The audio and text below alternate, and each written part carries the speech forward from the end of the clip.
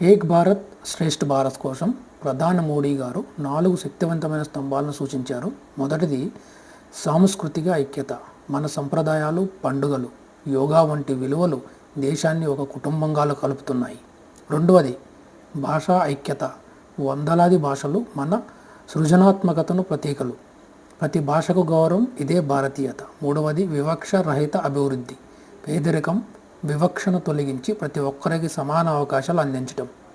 నాలుగవది కనెక్టివిటీ ద్వారా హృదయాల కలయిక.